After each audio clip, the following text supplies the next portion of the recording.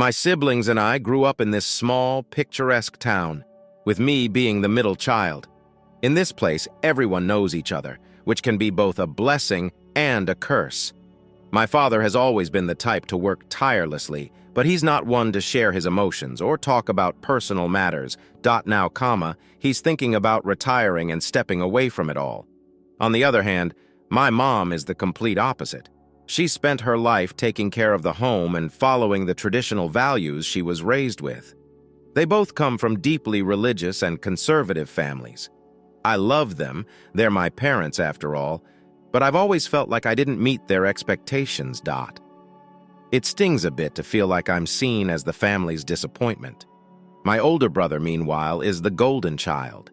He married a quiet woman when he turned 40 and they settled down.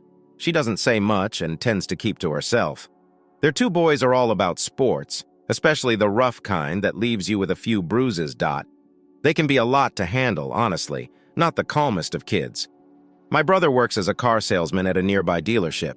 That's been his adult career, and he acts like he should be mentoring me. But really, it feels more like he sees me as a burden he can't manage alone. It's like I'm supposed to be endlessly grateful for the attention he gives, and every bit of advice he offers feels more like him showing off how amazing he thinks his life is. He takes pride in his big house, expensive cars, and what seems like a trophy wife. He's always painting this perfect picture, talking about his sporty kids, his boat, and his ATVs. This just makes me feel even more like the odd one out. Back in school, I was the sensitive kid, the one who cried too easily and always had excuses for why things didn't go well. School was tough. I wasn't into sports, wasn't one of those strong kids who liked roughhousing. Instead, I was the target of jokes, always left out, which only made me feel more isolated. I get it, though. I have asthma like many other kids in town, but here's the kicker. My parents don't think asthma is a real condition. On top of that, I've battled depression for as long as I can remember, and I was never the kid who could throw a football or sprint across a field. That didn't stop my parents from constantly comparing me to my brother. They'd often remind me that I wasn't as smart or outgoing as him. I barely made it through high school with a 2.5 GPA, which is pretty average. I saved up enough to start college, but it didn't work out, and I dropped out during my second year. That decision became a family talking point, and not in a good way. Then there's my younger sister. She's always been the family's princess, and since I moved out when she was a teenager, I don't know her very well. Most of my feelings about her come from seeing her as an adult. She's a little spoiled, but not a bad person. She tends to follow my brother and parents' lead when it comes to me, probably because it's easier than being the one they criticize. She got married at 19, had a big, fancy wedding, and now has 3 kids. Her middle child is the one I relate to the most. Like me, she's a middle kid, and I think I see a bit of myself in her because she often gets teased. Maybe it's because her struggles remind me of my own that I feel like I understand her better. I really embraced my nerdy, introverted side after I finished college. I got a job at a local comic and game store, and I loved it until it shut down over 7 years ago. Even now, my parents still talk like I work there. But it was worth it because I met another geek with big dreams there. We started a tech support business together, and it took off. Eventually, my partner decided to sell our company to a larger one. I was bought out with cash and stock options, and those stocks ended up doing really well. I made some smart investments and even launched a few other side ventures, most of which did pretty well. I try not to brag, but I've built up assets worth over $1 million. Now, I'm the CTO of a brand new startup. Financially, I'm successful, but I live a pretty modest life. I drive a 15-year-old Saturn, and all the furniture in my small 2-bedroom home in a nice neighborhood is secondhand. I'm not dating anyone at the moment, but I stay busy and I see my therapist regularly. One of the things I'm still fighting is alcoholism, which is tough because, just like with my depression and asthma, my parents don't see it as real. They think it's all in my head. Despite the ups and downs, I've managed to carve out a successful life for myself, even if it's not what others expect or understand. Every Sunday night, my parents want me over for dinner, but it's not exactly a quick trip. They live on the other side of the state, so it takes about 90 to 120 minutes to get there. That eats up a big chunk of my weekend. But in their eyes, Being single and what my brother calls a mental case means I have nothing better to do. These dinners can be a bit draining. I spend 3 hours getting unsolicited advice on how to be a proper adult, get married and start a family, or listening to updates on my brother's latest big sale at the car dealership. When I skip one of these dinners, I know it'll be brought up next time. They've never outright called me a mooch, but the implication is always there, and it's frustrating not talking to my therapist. I often wonder why I keep going to these dinners. Up until recently, my family has either downplayed or twisted every success I've had into something negative. Everyone back home still thinks I work at that now-closed game store. While I worked retail, people always looked down on me because my brother supposedly had a more respectable, successful, and adult career. Because of this difference, it was difficult for me to tell my family members back home about the real situation of my life and my accomplishments. Comics and games were usually dismissed as juvenile pastimes. I truly am an expert in technology, therefore I always try to bring it up. My brother used to talk over me, acting as though I was ignorant. Usually I just listened to him babble. Even though I could tell he was talking gibberish, I was afraid to correct him. I didn't want to have to defend my area of expertise, which would ultimately force me to elaborate on my work.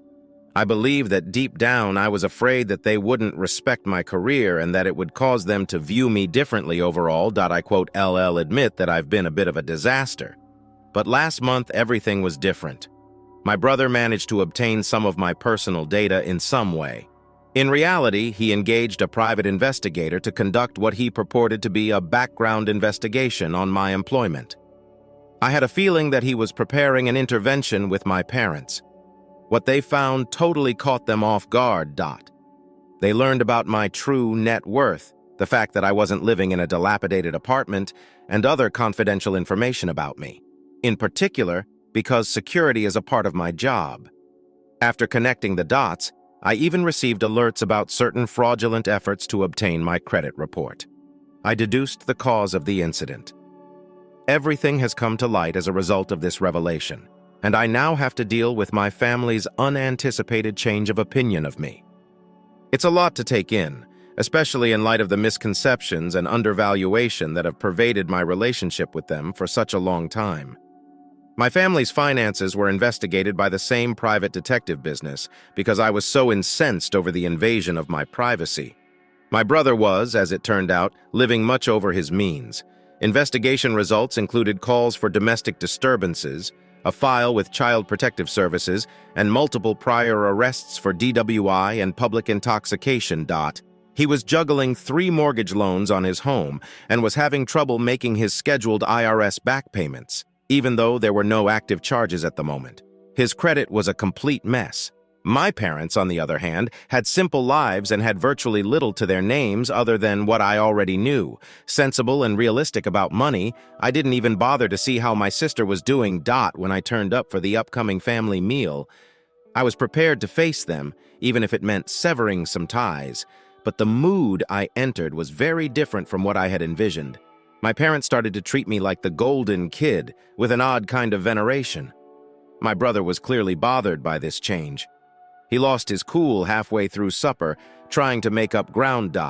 He began to brag about a purported promotion and recent sales commissions.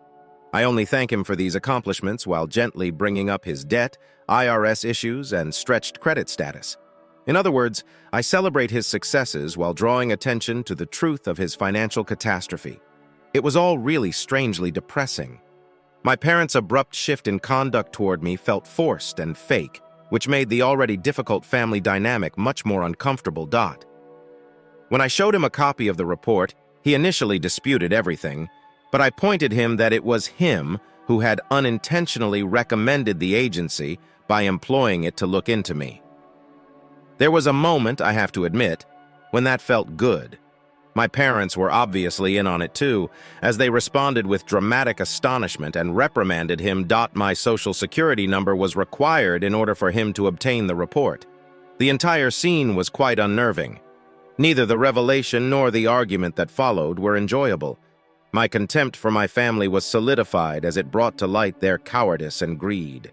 They began putting each other under the bus throughout the course of the following hour. accusing each other, and I made an effort to keep silent. Every now and then, they directed their annoyance at me, and I would shrug or give a casual one-word response. My brother's wife, my sister's husband, and the 5 children watched in disbelief as a family fell apart like never before. Our get-togethers are usually unremarkable and predictable. My mom would strike up a discussion.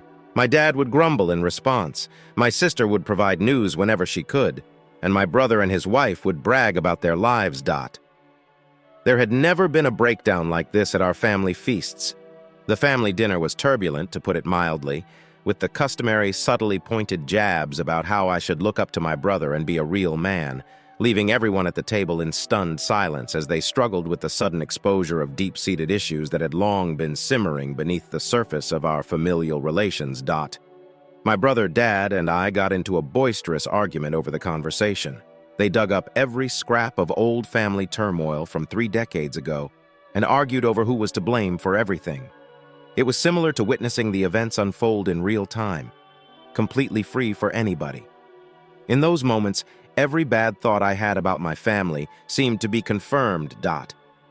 You would think that I would feel some sort of victory for justice, but in all honesty, I felt awful. I came to the realization that I might not have handled things well. I knew they were bad people, but frankly, what was I hoping to achieve by making my brother's transgressions public? I had not intended for his kids to know about his history, but now they did. When my brother Red became enraged and yelled at me, the night came to a head. He accused me of being the cause of all the family's issues, saying harsh things like, "You should have never been born." Not only were his remarks startling at the time, but I also saw my parents attempt, in a frenzy I had never seen before, to calm him down. They tried to step in, but they never really took responsibility for the way they had treated me over the years. I felt both vindication and intense sadness at the same time, because it was a clear and painful reminder of the serious problems in our family dynamics. I got up and said I was done with these dinners, and that I wouldn't be returning when I could take it no more. At that point, my parents made another accusation against me. They said I was refusing to assist a niece or nephew who was ill, implying that I had the ability to heal them but chose to ignore them. I was unaware of this. No one has ever contacted me for assistance or informed me of any such problem. I didn't question it, but I have a sneaking suspicion that they were making it up as they went along. I reminded them, "I believed you thought so." I continued to work at a comic book shop. I'd emphasized several times that the place had closed down in 2011, but they never seemed to realize how disgusting and disgraceful the way they had altered our family history was. Feeling overwhelmed and irritated, I simply left and took a car home. I quote, "am left, feeling conflicted right now. I feel betrayed that they are aware of my wealth, and I know that this will put pressure on me to repay them, particularly because I've witnessed them treat my brother in the same way. However, I do recognize and value the fact that my parents met my fundamental necessities as a child: food, drink, and shelter. I quote, "I'll have to tread cautiously through this complicated maze of thankfulness, resentment, and newly established limits, especially since they now have expectations based on my financial success. I'll probably need some time to process this dynamic shift, maybe with the assistance of my therapist.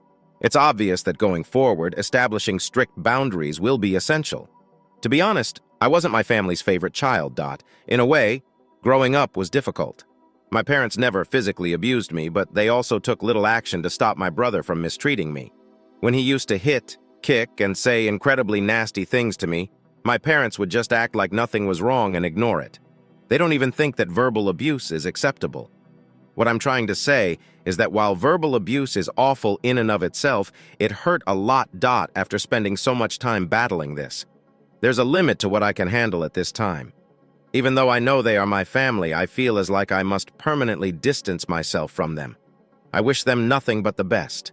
I simply believe that moving on and starting a new chapter on my own will benefit me more than staying around them. I wonder what would happen if I find a particular someone, like a girlfriend, and we decide to be married and start a family in the future. Then, how will I address matters with my family? I'm attempting to understand it because it has the potential to become quite complex. If I'm not actually talking to my old family anymore, how do I introduce my new family to them? I have a lot of questions about that. Before you read the latest version, let me offer a comment. Avoid making touch. They simply wanted you around in the first place so they could use your humiliation as a means of self-gratification. And they're merely keeping you around to take advantage of your money. Your family does not represent who you are. I mean, they're all bad. You quote, not a failure. In fact, you seem like a really nice guy who was treated unfairly in your familial situation. Turn off their phone and go on with your life. I believe you performed a fantastic job. Cut back on your family's contact as much as you'd like. You don't have to interact with them in any way other than on your own terms because you already know that all they want is your money. To help you transition into a life without them holding you back, keep in contact with your therapist. Proceed. Not in contact? Indeed, if you're able to move to a different city and pack your belongings in order to start again. A lot of people are at odds with their families when it comes to dating. You're not alone in having to make such severe decisions. It can be awkward to explain this to a prospective partner, particularly if they have close family ties. When the moment is appropriate, you will start a new family. There are a few things I believe you should do in the interim. Place a security freeze on your credit accounts if you haven't already. You might want to think about alerting them if your brother obtained this information about you using resources from the vehicle dealership. If they found out they were involved in fraud, I doubt they would be happy about it. Get a lawyer as well. Even though you're young, tragedies do happen, and your parents are currently the default next of kin and will receive everything. If you would rather have your assets transferred to someone else, even though you might not give a damn about it, put it in writing as quickly as you can. Lastly, locate a reputable counselor. In the upcoming months, you might go through some grief. It will be beneficial to discuss it with a specialist. After that huge dinnertime showdown dude. Returning home by car seemed like leaving a war zone. Only my thoughts and I were zipping through the night on the peaceful road. As soon as I came into my driveway, I realized that something needed to shift. I had to stop hosting these dinners for the family, not unless I lose my mind. I remained to myself during the next 2 weeks, concentrating on my career and mental health. The technology devices and comics I had lying about my house weren't merely eye candy. They served as my haven. In order to figure out how to distance myself from my family without alienating them entirely, I intensified my therapy sessions. Dr. Bennett, my therapist, was invaluable in helping me establish boundaries. He guided me through techniques that were more akin to creating a fort than erecting a wall. As the temperature increased, my thoughts began to stray into the future, namely in regards to relationships. After spending some time alone myself and being single, I began to feel as though meeting someone wonderful was not only feasible, but also likely. And then Eva appeared in my life, straight out of a comic book. At a tech conference, we got together. I became engrossed in her lecture about cybersecurity. Not only by the subject, but also due to her charm. She understood me, was intelligent and grounded. She also had a love-centered perspective on families, but with steely limits. The unspoken issue when Ava's situation became more serious was how to introduce her to my family's circus. We talked about how to manage it over pizza on many an evening. We decided to keep family get-togethers informal, visible, and brief. Was even willing to support me, which changed everything. Our first events were coffee dates. It was with Ava that I reintroduced myself to the family get-togethers. The first few times were really awkward, as one could expect. My brother, well, he looked like he wanted to say a million things but couldn't quite get the words out, and my parents were extremely nice, tiptoeing about me like I would leave at any moment. However, my sister and her children were a welcome change of pace. Ava immediately won over her middle child, who was so much like me. We started to get into these coffee dates. They resembled quick trips into family territory, swift entry and exit. I was able to reconnect without being sucked into the turmoil. Surprisingly, it began to function. My family adapted to this new arrangement gradually. Maybe recognizing that this was the only option to maintain me in their lives, they started to respect my boundaries. Even as I got nearer, I began to consider the long term more. How might our future appear? I saw us creating something strong, a loving and respectful family foundation. Not duty and shame. But I was aware that there would be challenges along the way. Eva and I were strolling by the lake one summer evening when we discussed the possibility of moving in together. I became aware of how far I had come from feeling abandoned by my family to being able to stand on my own with a true understanding of myself. It seemed to be day and night, glancing forward. I'm hopeful, but cautiously. I'm aware that the journey ahead will be rocky. Heck, crater-sized potholes might exist. But I think I'm ready with Ava. It was more than just self-preservation that drove me to set those boundaries with my family. It was about creating space for new friendships and a happy future for me. Regarding the Sunday dinners, they remain scheduled, but now they are at my convenience. I go occasionally and sometimes I don't. When I do, I take Ava with me and we tackle whatever comes up together. Although it's far improved, it's still not flawless. It's about striking that balance, maintaining harmony without becoming overwhelmed by it. Second tale. Hello to all of you. Please be gentle with me. I'm still learning how to share anything online. There, quote, "s a lot going on in my life right now, so I want to share everything with you." First, let's talk about the principal players. I'm over there. My soon-to-be ex-wife Daisy, our daughter Peach, and our son Mario. We're right in the middle of a painful separation that's swiftly developing into a rather brutal divorce. So here's the story. Daisy and I are going our separate ways. Mainly because she recognized early this year that she's bisexual. She told me outright that she wanted our marriage to be open. That thought didn't sit well with me at all. When I discovered Daisy had slept with my coworker, who also happens to be one of my best friends, the issue became even more confusing.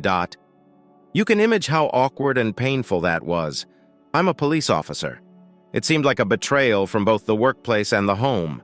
We were unable to be together after that, so I took some time off to clear my thoughts. Daisy made a great effort to keep us together at first.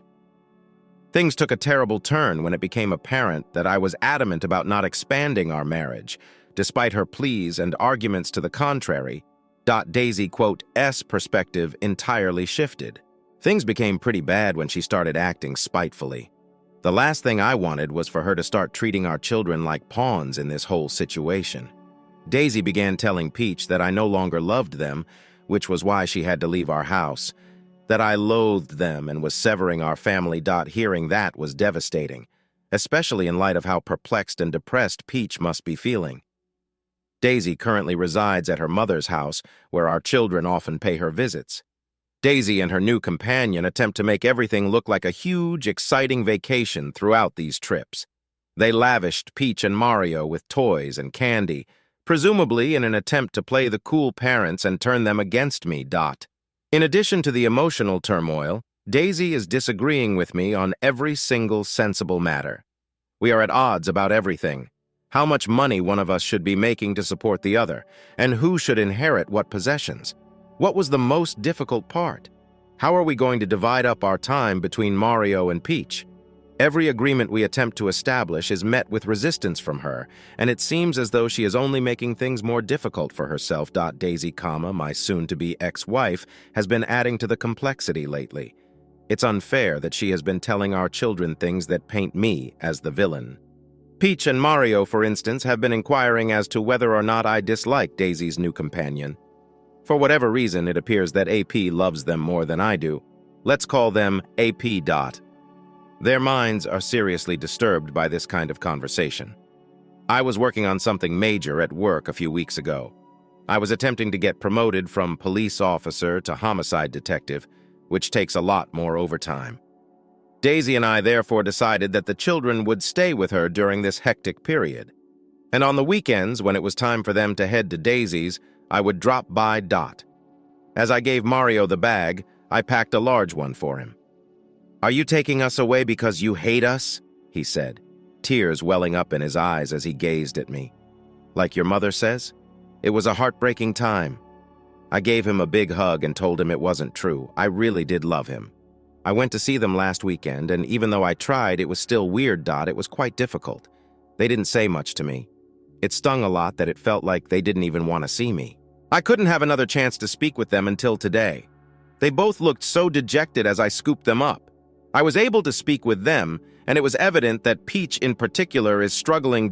Daisy seems to be making it difficult for her to express her love for me, even if she still does.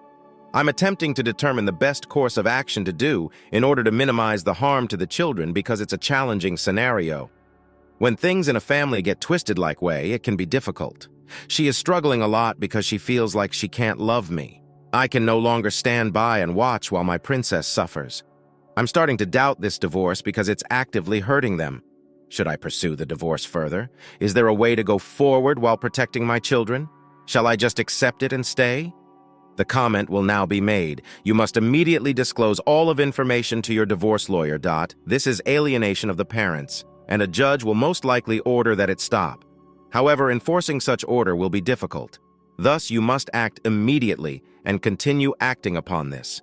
Daisy is an extremely evil individual. Make sure to record everything and get a divorce from her. Staying will not make things better. Things will deteriorate. This is parental alienation, dude, and it's a major factor in why my friend was granted custody of his child, since this was what his ex-wife was doing. Quickly get an attorney involved and document this. And treatment for the children. What a terrible person your ex is. Don't give her your children anymore. Inform your attorney of her actions and that your children are not spending time with their mother unsupervised. In addition, I would inform CPS about your ex's treatment of your children by calling them. For the love of your children, this is a never return the favor to her.